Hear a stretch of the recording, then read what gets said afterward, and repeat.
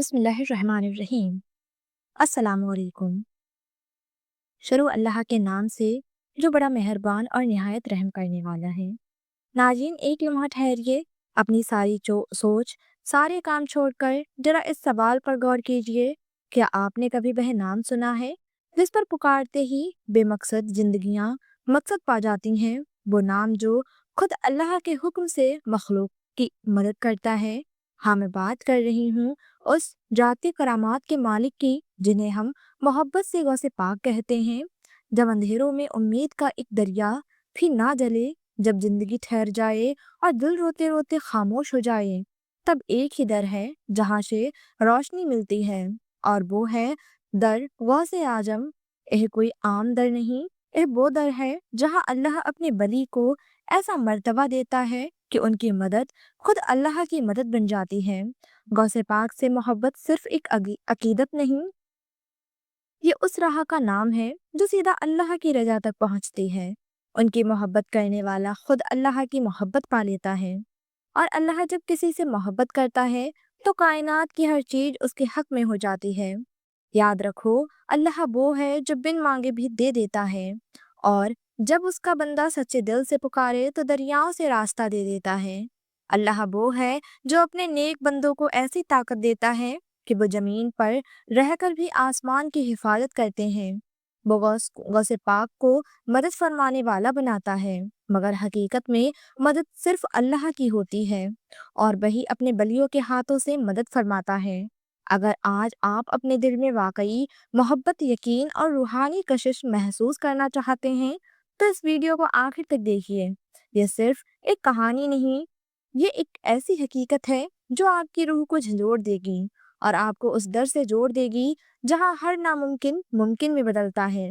तो चलिए उस सफर का आगाज करते हैं जहां अल्लाह की रहमत बरसती है और गौसे पाक की मोहब्बत हर जख्म को शिफा में बदल देती है। बगदाद की सरजमीन पर एक अजीब सुकून तारी था। हवाओं में एक रूहानी खुशबू फैली हुई थी, जैसे फिजा में किसी बली का नूर घुला हो। ये वो जमाना था जब सैयदुल औलिया कुतुबुल अख्ताब हजरत शेख अब्दुल कादिर जिलानी रहमतुल्लाह अलैह अपने इल्म और करामात से आलम को मुनव्वर कर रहे थे।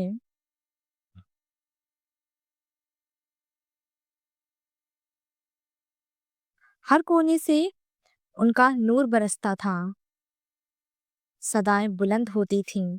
इसी शहर में एक रईस ताजिर था जिसका नाम सैयद अहमद था। उसके घर का माहौल गमगीन था। उसका बेटा मासूम उम्र का एक बच्चा कई बरसों से न बोलता था न चलता। तभी हारे हकीम थक गए, सारे हकीम थक गए, मगर उस बच्चे की हालत ना सुधरी। एक दिन वो रईस पूरी उम्मीद और अदब के साथ हजरत गौसे पाक की खिदमत में हाजिर हुआ। आंसू आंखों में थे, दिल झुका हुआ, और जुबान पर बस एक ही इल्तिजा थी, या गौसुल आजम, मेरा बच्चा बरसों से बेजान पड़ा है, इल्म भी हार गया, दबा भी, अब बस आपके दुआ का सहारा है हजरत। हजरत ने नजर एक लुत्फ फरमाई और बहुत सुकून भरे लहजे में इरशाद फरमाया, वो बच्चा कहाँ है? जब बच्चा लाया गया तो हजरत ने अपना मुकद्दस हाथ उसके सीने पर रखा और कह उठे, अल्लाह के हुक्म से लम्हों में वो बच्चा कांपा, उसकी बंद आंखें खुली, होठ हिले, और उसने पहली बार अपनी माँ को अम्मी कहकर पुकारा। घर में रौनक लौट आई।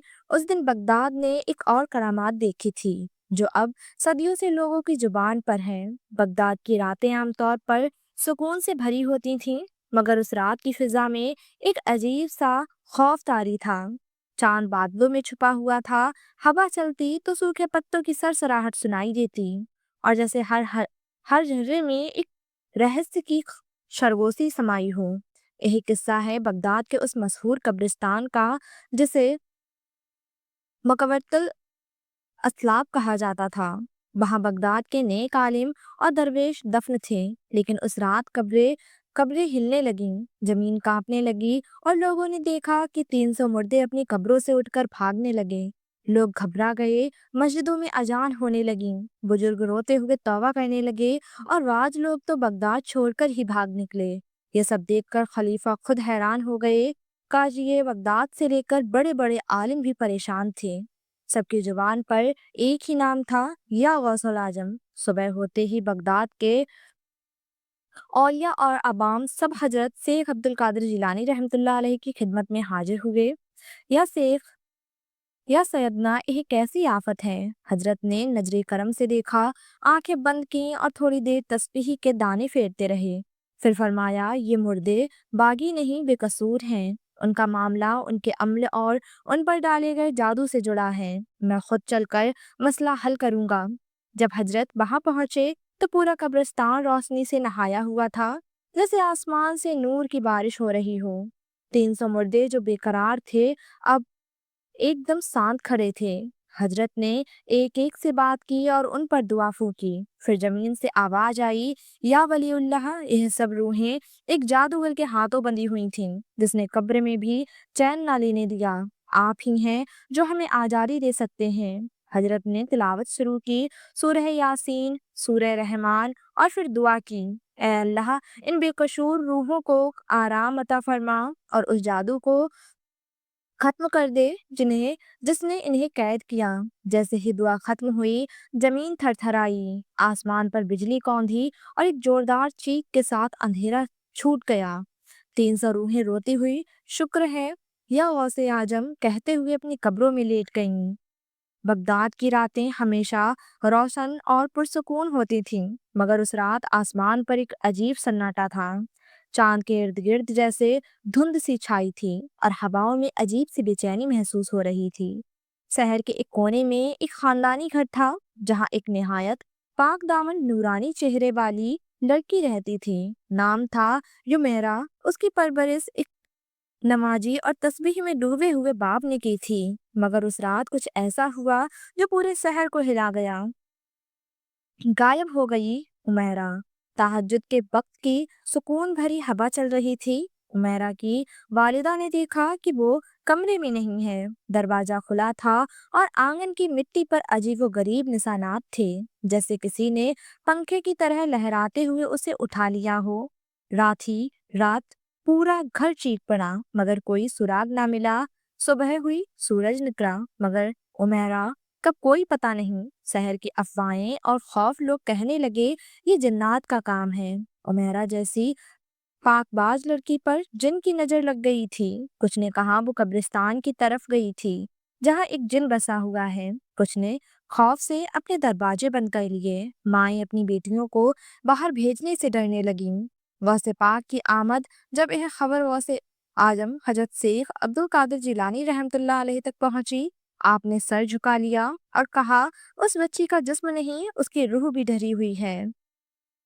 یہ جن انسانوں سے نہیں ڈرتا، مگر اللہ کے بلیوں سے کانپتا ہے۔ آپ نے وضو کیا، 2 رکعت نفل ادا کی اور پھر اپنے چند خاص مریدوں کو لے کر شہر سے باہر اس ویران قبرستان کی طرف روانہ ہو گئے۔ جن کا مقابلہ قبرستان پہنچتے ہی ہوا سخت ہو گئی۔ ایک سیاہ سایہ سامنے آیا، اس کی آنکھیں انگاروں کی طرح چمک رہی تھیں اور آواز گونجتی تھی جیسے 10 پہاڑ گرج رہے ہوں۔ تو کون ہے جو میرے حصے کی چیز مانگنے آیا ہے؟ حضرت جیلانی نے پوری توجہ سے اس کی طرف دیکھا اور نرمی سے مگر بلندی سے کہا، میں وہ ہوں جس کی صدا سے جہنم کی آگ بھی ٹھنڈی پڑ جائے۔ اس بچی کو واپس کر، ورنہ اللہ کے حکم سے تجھے ایسے زنجیروں میں جکڑ دوں گا کہ قیامت تک نہ نکل سکے گا۔ جن کانپ اٹھا، یا شیخ، میں نہیں جانتا تھا کہ وہ آپ کی امت کی ہے، معاف کر دیجئے۔ امیرہ کی واپسی اچانک فضا میں ایک نور پھیلا، ایک گلابی رنگ کی روشنی ہوا میں لہرائی اور اس روشنی میں لپٹی ہوئی امیرہ بے ہوش حالت میں زمین پر آ گری۔ حضرت نے اسے اٹھایا، منہ پر دم کیا اور کہا، قل هو اللہ احد۔ اس نے آنکھیں کھولیں، وہ کانپ رہی تھی، مگر الفاظ نکلے، یا غوث پاک، آپ نے مجھے بچا لیا۔ ملک کی سلامتی۔ شہر کی عورتوں نے چراغ جلا کر گھروں میں دعا کی۔ ماؤں نے بیٹیوں کے سر پر ہاتھ رکھا اور شکر ادا کیا، اور لوگ پھر سے جان گئے کہ جب تک غوث پاک کی نگاہ ہے، کوئی جن، کوئی شیطان انسانوں کو نہیں چھو سکتا۔ بغداد کے کونے کونے میں غوث پاک کی کرامت کا چرچا عام تھا۔ کل کی رات کا واقعہ، جب 300 مردے اپنی ماضی کی بے چینی باہر آئے تھے، اب بھی لوگوں کی آنکھوں میں تازہ تھا۔ مگر اس بار ایک اور عجیب واقعہ ہونے والا تھا، ایک ایسا کرشمہ جسے سن کر دل کانپ اٹھے اور آنکھیں بھیگ جائیں۔ قصہ ایک مردہ قوال کا۔ بغداد کے پرانے محلے واول سیک میں ایک مقبرہ تھا، وہاں ایک مشہور قوال حضرت اسیر بغدادی دفن تھے۔ کہا جاتا ہے کہ ان کے لبوں سے جو نعتیں حمد نکلتی تھیں وہ دلوں کو جگہ دیتی تھیں، مگر وہ کئی برس پہلے انتقال کر چکے تھے۔ ایک روز حضرت شیخ عبد القادر جیلانی رحمۃ اللہ علیہ اپنے مریدوں کے ساتھ قبرستان سے گزر رہے تھے۔ اچانک رک گئے، زمین کی طرف دیکھا اور آنکھیں بند کر لیں۔ یا رب، یہ کیسی صدا ہے جو میرے دل تک پہنچ رہی ہے؟ مرید حیران تھے، مگر پھر حضرت نے اپنی انگلی سے ایک پرانی قبر کی طرف اشارہ کیا۔ یہ قبر میں وہ صدا قید ہے جو کبھی تجھے ہی کا ذکر کیا کرتی تھی۔ خواجہ معین الدین چشتی رحمۃ اللہ علیہ کی آمد اسی وقت بغداد میں حاضری دینے آئے ہوئے تھے۔ ہندوستان کے سورج محبوب الہی حضرت خواجہ معین الدین چشتی اجمیری رحمۃ اللہ علیہ جب انہیں معلوم ہوا کہ غوث پاک ایک پرانی قبر کے پاس رکے ہیں تو وہ بھی فوراً حاضر ہو گئے۔ دونوں بزرگ ایک ہی روحانی سلسلے کے ستارے تھے، جب ان کی نگاہیں ملی تو جیسے نور سے نور جڑ گیا۔ حضرت جیلانی نے فرمایا، خواجہ جی، اس قبر میں ایک آواز ہے جو دوبارہ بلا رہی ہے۔ خواجہ صاحب نے سر جھکایا اور کہا، یا شیخ، آپ حکم دیں، قبریں بھی زندہ ہو جائیں گی۔ کرامت کا ظہور۔ حضرت جیلانی نے اپنا مبارک ہاتھ ہوا میں اٹھایا اور بلند آواز میں کہا، یا اسیر، بسم اللہ کے صدقے اپنی صدا پھر سے سناؤ۔ فضا میں ایک لہر سی دوڑی، زمین کانپی اور پھر اس قبر سے ایک ہلکی سی آواز آئی، مولا میرے مولا۔ پھر وہی قوالی جو لوگ سالوں سے بھول چکے تھے، حضرت اسیر بغدادی کی آواز میں گونجنے لگی۔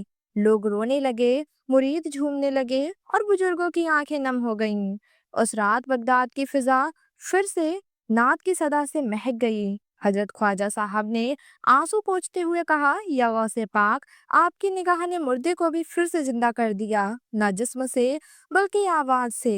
بغداد کی ایک پرانی گلی میں ایک غریب مگر پاک دل انسان رہتا تھا، نام تھا عبدالحکیم۔ اس کا ایک ہی سہارا تھا، اس کا معصوم بیٹا سلمان، جس کی عمر مشکل سے 6 سال رہی ہوگی۔ سلمان اپنے باپ کی آنکھوں کا نور اور محلے کی ہر ماں کا دلارا تھا، مگر تقدیر کچھ اور منظور تھی۔ ایک ماتمی دوپہر، ایک روز جب سورج دوپہر کی تپش سے جل رہا تھا، سلمان گلی کے باہر کھیلتے کھیلتے ایک تیز آ رہی تھی گاڑی کے نیچے آ گیا۔ چیخیں گونج اٹھیں، ماں نے دوڑ کر اسے اٹھایا۔ اس کا جسم ٹھنڈا تھا، سانسیں تھم چکی تھیں۔ پورے محلے میں ماتم چھا گیا۔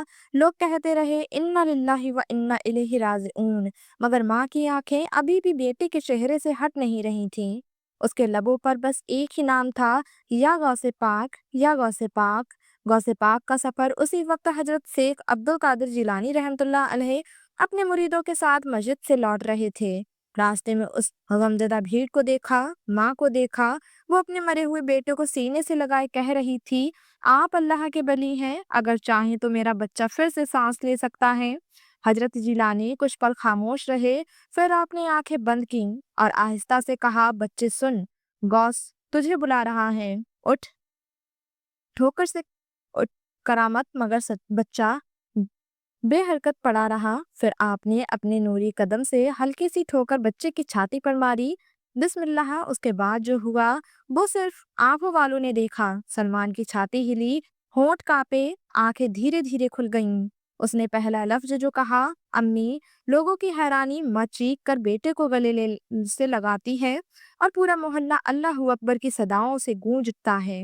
لوگ دوڑ کر حضرت کے قدموں میں گرتے ہیں، کوئی ان کا دامن چومتا ہے، کوئی آنسوؤں سے ان کا پاؤں بھگوتا ہے، مگر آپ فرماتے ہیں، یہ میری طاقت نہیں ہے، یہ اس رب العزت کا کرم ہے جو اپنے بریوں کے ہاتھوں کرامت ظاہر کرتا ہے تاکہ لوگوں کا یقین اور پختہ ہو جائے۔ سبق اور عبرت۔ اس کرامات کے بعد بہت سے لوگ جو پہلے دنیا میں مشغول تھے توبہ کرنے لگے، مسجدیں بھرنے لگیں، ماں اپنے بچوں کو قرآن اور علم سکھانے لگے۔ سلمان اب ہر نماز میں پہلی صف میں کھڑا نظر آتا۔ اس کی آنکھوں میں وہ نور تھا جو صرف موت کو چھو کر لوٹا ہوا بچہ ہی لا سکتا ہے۔ کسی نے صحیح کہا ہے، جب تک آپ کسی سے سچی محبت نہیں کرتے تب تک اس کے در تک پہنچنے کا راستہ نہیں پاتے۔ اور غوث اعظم سے محبت ایک ایسی محبت ہے جو نہ کیول ہمارے دلوں کو سکون دیتی ہے بلکہ ہماری مشکلوں اور پریشانیوں سے بھی ہمیں نجات دلاتی ہے۔ یہ وہی محبت ہے جو ہر دعا میں اللہ تک پہنچنے کا راستہ بن جاتی ہے۔ غوث پاک کی درگاہ صرف ایک عمارت نہیں بلکہ وہ جگہ ہے جہاں سے روحانی تجربے ہوتے ہیں اور انسانیت کے لیے لوگ ان کا کرم پاتے ہیں۔ غوث اعظم سے مدد مانگنا دراصل اپنے دل کی سچی بات اللہ سے کہنا ہے۔ یہ وظیفہ نہیں بلکہ روحانی ہے، اللہ کے در تک پہنچنے کا طریقہ ہے۔ غوث پاک سے مدد مانگنا کیسا؟ یہ سوال آج بھی ہماری زندگی میں سوالوں کی طرح کھڑا رہتا ہے، لیکن حقیقت یہی ہے کہ ہمیں اپنی پریشانیوں میں حضرت علی رضی اللہ تعالی عنہ اور حضرت غوث پاک کی مدد اسی لیے چاہیے کیونکہ ان کی دعا سے اللہ تک پہنچتے ہیں۔ جب ہمارے دل میں سچی محبت اور ایمان ہوتا ہے تو ہمیں کسی بھی مشکل میں گھبرانے کی ضرورت نہیں ہوتی، کیونکہ یہ محبت ہی ہمیں اللہ کے پاس لے کر جاتی ہے۔ اللہ کے نیک بندوں کی مدد اللہ کی رضا تک پہنچنے کا سب سے بہترین طریقہ ہے۔ غوث پاک سے محبت کرنے والا کبھی ہار نہیں سکتا، اس کی ہر مشکل حل ہو جاتی ہے۔ آج ہی دل سے ایک دعا کریں اور یاد رکھیں، جب اللہ اور اس کے نیک بندے آپ کے ساتھ ہو تو دنیا کی کوئی بھی طاقت آپ کو رکنے نہیں دے سکتی۔ کیا آپ بھی اپنے دل میں غوث پاک اور حضرت علی سے سچی محبت رکھتے ہیں؟ اگر ہاں تو یہ ویڈیو سب کو بھیجیں اور ہمیں کمنٹ میں بتائیں کہ کس طرح سے اس محبت نے آپ کی زندگی کو بدلا ہے۔ اگر آپ نے اس ویڈیو سے کوئی سیکھ لی ہو تو لائک اور سبسکرائب کرنا نہ بھولیں، تاکہ ہم آپ کو اور ایسی خاص روحانی اور گہری کہانیاں اور ویڈیو دے سکیں۔ ملتے ہیں اگلی ویڈیو کے ساتھ، تب تک کے لیے اپنا بہت سارا خیال رکھیں، دعاؤں میں یاد رکھیں۔ اللہ حافظ۔